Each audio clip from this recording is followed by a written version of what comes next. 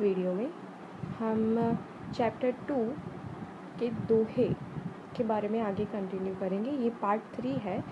आगे हमने पार्ट 1 और 2 में कबीर और रहीम के दोहों के बारे में जाना। इस पार्ट में हम वृंद के दोहों के बारे में चर्चा करेंगे। तो आइए पहले दोहा पढ़ लेते हैं। करत करत अभ्यास ते जड़मति होत सुजान, रसरी आवत जात ते सिल पर परत निशान। ये किसका दोहा है? कवि वृंद का दोहा है। आप देख रहे हैं ना कि इस दोहे में कुछ खास बात की गई है। इसमें कुछ कहने पर बल दिया गया है। क्या कहने पर? यस, अभ्यास करने पर बल दिया गया है। यह अभ्यास होता क्या है? कहाँ कहाँ आपने ये शब्द पढ़ा या सुना है? तो अभ्यास या रियाज से हमें याद आता है कि संगीत या खेल, ये सब जगह पर हम ये शब्द ज़्यादा सुनते हैं। हमें पता है कि संगीत सीखने वाले नहीं बल्कि संगीत के बड़े बड़े पंडित और उस्ताद भी रोज़ाना रियाज करते हैं। रियाज का अर्थ अभ्यास ही होता है। आपने बड़े संगीतज्ञों का इंटरव्यू सुना होगा या पढ़ा होगा कि वो बोलते हैं कि वे दिन में 10 से 12 घंटे तक अभ्यास करते थे, यानी कि रियाज करते थे। अभी भी बड़े बड़े जो ग्रेट सिंगर हो गए वो भी अपना अभ्यास या रियाज कंटिन्यू रखते हैं। क्यों करते हैं ऐसा, वो देखेंगे। नई सीखने वाले हो उनको भी वो यही प्रेरणा देते हैं कि आप भी अभ्यास पर, अपने रियाज पर ज़्यादा समय दें, ज़्यादा उस पर मेहनत करें। इसी तरह हम देखते हैं कि खिलाड़ियों, उनको भी देखते हैं कि वो भी प्रतिदिन कई घंटे तक अपने समय का उपयोग करते हैं कि वो निरंतर उस पर प्रैक्टिस करते रहें। हमने समाचार या कभी समाचार में या कभी किसी में देखा सुना होगा कि मैच से पहले पूरी टीम जो है वो एक बार अभ्यास करती है। क्या बोलती है उसको? प्रैक्टिस करती है। आपको शायद यह भी पता होगा कि वकील और डॉक्टर तो अपने पूरे काम को ही अभ्यास या प्रैक्टिस बोलते हैं। इस दोहे में, ये जो वृंद का दोहा है, उसमें क्या बोल रहे हैं कि इस दोहे में कवि ने कहा है कि अभ्यास करते करते, यानी कि निरंतर अभ्यास करने से मूर्ख व्यक्ति होता है वो भी एक ज्ञानवान बन जाता है। ओके, इस दोहे में बोलना क्या चाहते हैं कि अगर निरंतर अभ्यास करते रहोगे तो कोई मूर्ख व्यक्ति जिसे कुछ नहीं आता, कुछ समझ में नहीं आ रहा है, वो भी एक ज्ञानवान व्यक्ति बन सकता है। कवि ने मूर्ख के लिए यहाँ पे क्या बोला है? जड़मति शब्द यूज़ किया है। ओके, जड़मति होत सुजान, सुजान यानी कि सज्जन व्यक्ति, और जड़मति यानी कि मूर्ख व्यक्ति। ओके, तो कवि ने मूर्ख के लिए क्या बोला है? यहाँ पे जड़मति शब्द का प्रयोग किया है। जड़ का एक तो वो अर्थ होता है कि जो भी कोई प्लांट है, वनस्पति या मानो पेड़ पौधा, उसका वो हिस्सा जो जमीन के भीतर यानी कि जमीन के अंदर है, जिसे हम देख नहीं सकते, वो हिस्सा, उसको क्या बोलता है? रूट बोलता है। रूट यानी कि जड़। ओके, जिसके द्वारा वो खाद और पानी ग्रहण करता है और फिर ऊपर ले जाकर उसे बाकी सारे पत्तों में या फिर बाकी सारे हिस्सों में उसे बांटता है। ओके, आप जड़ और चेतन पदार्थों के भेद के बारे में जानते हैं। जड़ का एक मीनिंग तो हमने पीछे देखा कि प्लांट का वो हिस्सा जो जमीन के नीचे है, लेकिन जड़ का दूसरा एक मीनिंग होता है कि वे पदार्थ जिनके अंदर जीवन के तत्व नहीं होते हैं, असाधारणतः जिनमें खुद बढ़ने और हिलने डुलने की शक्ति नहीं होती है, तो उन्हें क्या बोलेंगे? हम जड़ बोलेंगे।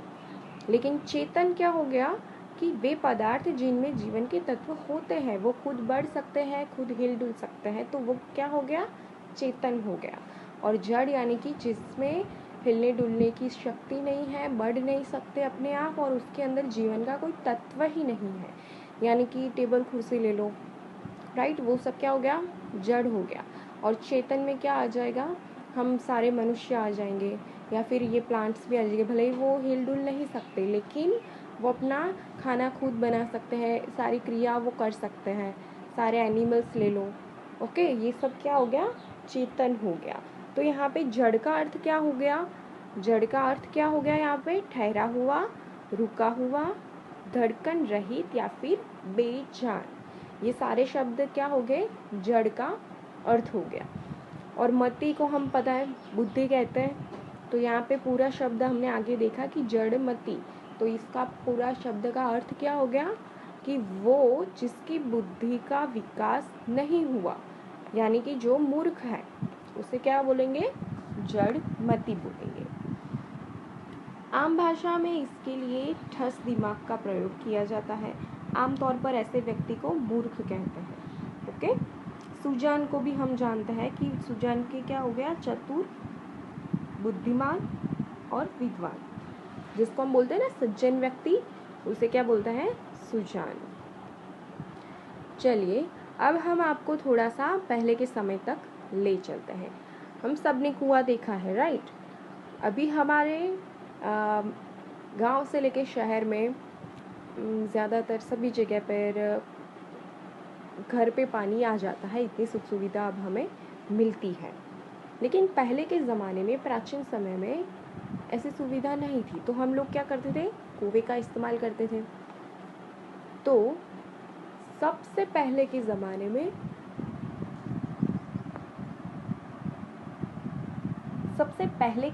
में ये जो कुएं हैं वैसे सादे हुए करते थे।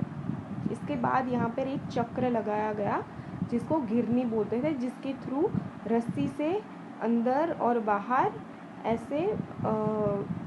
ऐसे पानी को खींच सकते थे। इसको क्या बोलते हैं, घिरनी बोलते हैं, जो यहाँ पे एक चक्कर लगाया गया होता था। तो ये पहले के ज़माने में नहीं था, ये घिरनी पहले के ज़माने में नहीं हुआ करती थी, वो बाद में आई। उससे भी पहले के ज़माने में जो कुएं थे उसमें ऐसे सादे कुएं हुआ करते थे। ओके, सिर्फ रस्सी डालो और बाल्टी में पानी भरकर उसे खींच लो। या फिर ये जो हम यहाँ पे पाली देख रहे हैं ना, ये भी नहीं होती थी, सिर्फ ये पत्थर का बना फर्श होता था। तो इसमें होता क्या था कि एक बाल्टी या घड़ा लिया, उसमें रस्सी बांधी और कुएं में लटका कर ढील दे दी। तल तक पहुंचने के बाद 2-3 बार रस्सी को ऊपर नीचे झटका दिया तो बाल्टी में पानी भर जाता था और फिर उसे हम ऊपर खींच लेते थे। ओके, तो ऐसे बार बार ऊपर नीचे करने की वजह से रस्सी से, अभी वो गिरनी तो है नहीं, तो ये जो पत्थर देख रहे हो ना, ये जो सपाटी है उस पर ये रस्सी का बार बार ऊपर नीचे आने जाने से इतने भाग में क्या होता था, निशान पड़ जाता था रस्सी का। ओके, तो पत्थर का बना फर्श होता था चारों तरफ कुएं के, और रस्सी से इसी पत्थर पर रगड़ खाने से पत्थर पर उतने हिस्से पर क्या होता था, निशान बन जाता था, यानी कि गहरा गड्ढा बन जाता था। पत्थर के लिए हमें यहाँ पे संस्कृत शब्द शिला का प्रयोग किया है। ओके, यहाँ पे हम देख सकते हैं सील यानी कि पत्थर पर परत निशान। रसरी को यहाँ पे क्या बोल रहे हैं, रस्सी बोल रहे हैं। तो रस्सी के आवत जात यानी कि रस्सी के ऊपर नीचे होने से सील यानी कि पत्थर पर क्या हो गया है, निशान हो गया है। ओके, तो जिसे हिंदी में सील शब्द बना, संस्कृत के शिला शब्द से हिंदी में सील शब्द बना। दोनों के अर्थ क्या है, पत्थर ही है। अब दोहे के भाव और संदेश के बारे में हम आसानी से समझ सकते हैं। ओके, कि ये दोहा क्या कहना चाहता है। तो कवि सिर्फ ये कह रहा है कि निरंतर अभ्यास करने से मूर्ख व्यक्ति भी चतुर और ज्ञानवान बन जाता है। ठीक उसी तरह जैसे रस्सी के निरंतर आने जाने से पत्थर पर उसका निशान बन जाता है। तो किसी भी काम के लिए अगर हमें सफलता पानी है तो अभ्यास करते रहना ज़रूरी है। आमतौर पर अगर देखा जाए तो रस्सी से पत्थर पर निशान नहीं बनता, लेकिन निरंतर ऐसा करते रहने से क्या हो जाता है, कुएं के पत्थर पर रस्सी का निशान बन जाता है। तो एक असंभव कार्य भी संभव हो गया। तो कवि यही कहते हैं कि अगर निरंतर हम अपनी फील्ड में अभ्यास करते रहें तो हम अपनी फील्ड में बेस्ट बन सकते हैं। टिप्पणी देखते हैं इसकी कि जड़मति से सुजान बनने की प्रक्रिया के लिए दैनिक व्यवहार के उदाहरण यानी कि सिल पर परत निशान का प्रयोग किया गया। तो ये क्या हो गया? दृष्टांत अलंकार हो गया। अब भी दृष्टांत अलंकार किसे कहेंगे? हमने अगली कुछ वीडियो में थोड़ा हिंदी व्याकरण भी पढ़ा हुआ है। तो दृष्टांत अलंकार किसे कहेंगे कि किसी बात को समझाने के लिए उसका उदाहरण देने के लिए हम जीव जगत की किसी और चीज़ का उसका उदाहरण देते हैं। ओके, तो ये क्या हो गया? दृष्टांत। यानी कि हमें निरंतर अभ्यास करने की बात कही जा रही है, लेकिन उदाहरण के तौर पर किसी और चीज़ का उदाहरण दे रहे हैं, जैसे कि सील पर परत निशान। तो ये क्या हो गया? दृष्टांत अलंकार। क्या आपने इस बात पर ध्यान दिया है कि लिखने वाली भाषा बोलने वाली भाषा में अंतर होता है? जो हम लिखते हैं और जो हम बोलते हैं उसमें थोड़ा सा अंतर होता है। यस, लिखने वाली भाषा अक्सर वह होती है जो पूरे भाषा क्षेत्र में एक जैसी,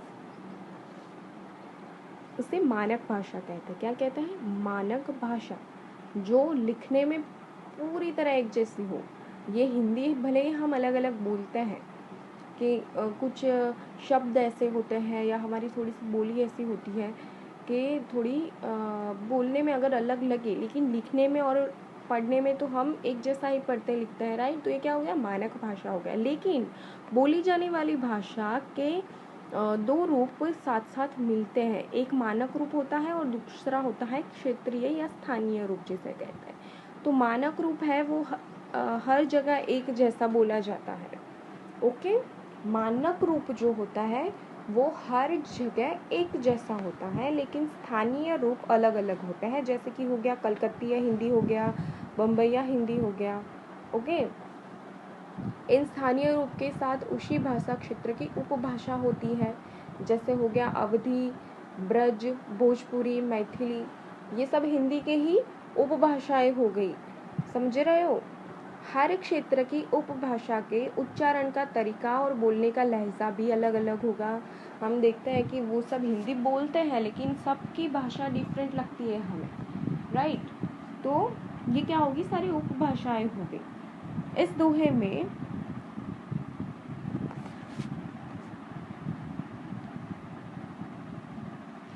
में रसरी ऐसा शब्द ही देखा हमने। ओके, तो ये मानक भाषा है रस्सी। मानक भाषा यानी पूरे क्षेत्र में, पूरे हिंदी में हम रस्सी को मानक भाषा यानी कि पूरे जगह में उसे रस्सी के नाम से जाना जाता है। ओके, लेकिन इस रस्सी को ब्रज भाषा में क्या बोले जाते हैं? रसरी बोला जाता है। तो दोहे की भाषा क्या हो गई? ब्रज हो गई। आप समझ रहे हो ना?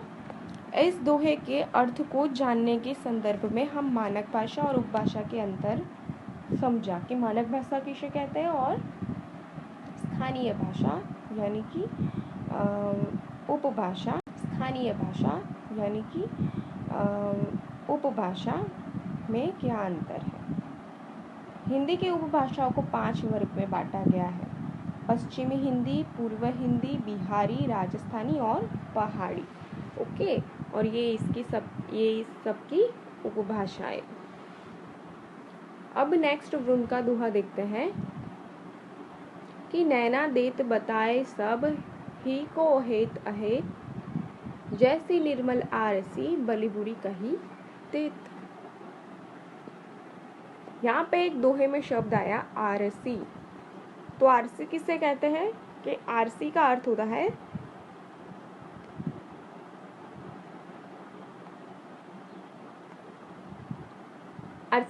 होता है शीशा या आईना। ओके, आरसी एक आभूषण का नाम भी है जिसे स्त्रियां अंगूठे में पहना करती थी, जिसमें एक शीशा या आईना लगा होता था और अपने साज श्रृंगार के लिए और अपने चेहरे को देखने के लिए इसका प्रयोग किया जाता था। ये हो गया जिसे वो अपने अंगूठे में धारण करती थी, जिसके अंदर ये क्या है? एक आईना रखा हुआ है जिसे साज श्रृंगार के काम आता था। निर्मल यानी कि साफ सुथरी आरसी वास्तव में रंग रूप या साज श्रृंगार के लिए अच्छे या बुरे होने का प्रकट कर देती है। हम कैसे दिख रहे हैं आज, तो हमें आईना बता देता है कि भाई तू अच्छा दिख रहा है कि नहीं अच्छा दिख रहा है। ठीक है, तो क्या करता है वह, यही ना कि जो जैसा है यानी कि अच्छा है या बुरा है उसे प्रतिबिंबित कर देता है या बता देता है कि आज हम अच्छे कपड़े पहने, अच्छे लग रहे हैं या फिर नहीं लग रहे हैं। तब इस दोहे का अर्थ क्या हुआ कि आदमी के नयन यानी उसकी आंखें उसके हृदय में विद्यमान हित या अहित के भाव को पूरी तरह व्यक्त कर देती है। तो ठीक उसी तरह आदमी की जो आंखें हैं वो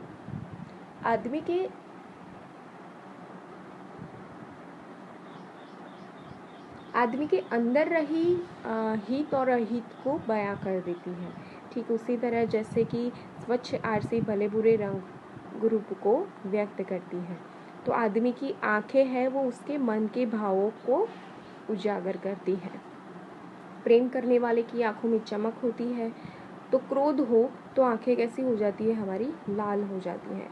अगर शौक लगता है तो आंखों में आंसू उमड़ आते हैं, वगैरह वगैरह। तो हमें किसी की आंखें पढ़कर ही समझ आ जाता है कि इसके दिल में क्या चल रहा होगा, क्या वो बड़ी टेंशन में है या वो फिर दिल से खुश है। ठीक है, तो ये आंखें एक आईने की तरह काम करती है कि व्यक्ति के मन के अंदर, व्यक्ति के दिल के अंदर क्या छुपा है वो हमें पता लग जाता है। आंखें ही व्यक्ति के मन के भाव को ठीक ठीक प्रकट करती हैं। बिहारी भी लिखते हैं कि झूठे जान न संग रहे, मुख सोनिक से बैन, याही ते विधि ने किए, बातत को ये नैन। मुख से निकले हुए वचन तो झूठे हो ही जाते हैं। हम जो कुछ भी बोलते हैं वो हमारे मुख से निकलते हैं, तो मतलब मुख से निकली हुई हर चीज़ झूठी होती है, ऐसा बिहारी कहते हैं। यानी कि समझ लो ना कि कुछ खाया है या कुछ पिया है, वो मुख से निकले तो वैसे ही झूठा हो गया, मुंह से लगता है तो झूठा हो ही जाता है। इस वचनों को झूठ जानकर कवि ने कहा है कि सच्ची बातें तो आँख ही कहती है। ठीक है, इस वचन को अगर किसी भी वचन, कोई भी कुछ बोल रहा है वो सब झूठ है, तो सच कैसे पता चलेगा, तो आंखें जो है वो हमारी सच्चाई बताती है। इसीलिए सच को व्यक्त करने के लिए भगवान ने हमें ये नैन दिए हैं। ये इस दोहे का अर्थ है। ओके, कवि ने इस दोहे में बताना चाहा है कि आंखें मनुष्य के हृदय के भाव को प्रकट करती है, और ये हम इन्हें देखकर समझ जाते हैं कि व्यक्ति हमारे प्रति मन में कैसा भाव रखता है। नैना शब्द संस्कृत के नयन शब्द से बना है, यानी कि ये तद्भव रूप है। हमने आगे देखा, बहादुर वाले चैप्टर में भी देखा कि तद्भव, तत्सम, देशज और आगत, ये 4 शब्द के भेद होते हैं। तो यहाँ पे क्या हो गया, संस्कृत शब्द में नयन था तो वहाँ से क्या हो गया, नैना बन गया। तो हिंदी में अगर शब्द बदल जाता है तो वो क्या कहलाता है, तद्भव कहता है। हित से हेत और अहित से अहेत भी ऐसा ही प्रयोग है। ओके, हित को हेत से हित बना और अहित से अहित, यानी कि ये भी एक तद्भव का रूप हो गया। और इस दोहे का क्या हो गया, दृष्टांत अलंकार हो गया। वो दृष्टांत अलंकार कैसे हो गया ये आप सोचिएगा। ठीक है, हमने तो यहाँ पे 2 दोहों के बारे में चर्चा की जो वृंद के थे। तो आई होप आपको ये सब समझ में आया होगा, और इसी बात पे हम इस चैप्टर को यहाँ पर समाप्त करते हैं। थैंक यू ये सुनने के लिए। Bye bye, see you.